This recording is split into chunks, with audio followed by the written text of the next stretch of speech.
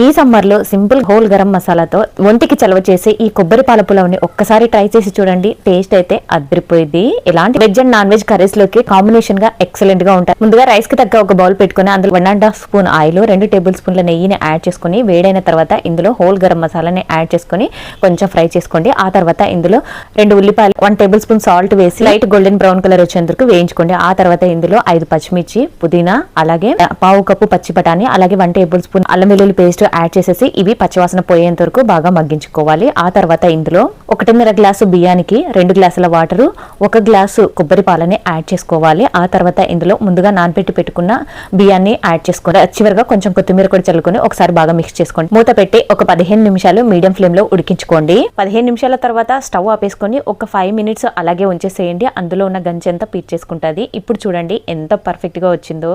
చేసుకోవడం చాలా సింపుల్. ఇలాంటి మరిన్ని టేస్టీ రెసిపీస్ కోసం అనూస్ హోమ్ ఫుడ్ ఛానల్ ని సబ్స్క్రైబ్ చేసుకుని ఈ వీడియోకి చిన్న లైక్ ఇచ్చేసి వెళ్ళండి. Have a nice day. Thanks for watching.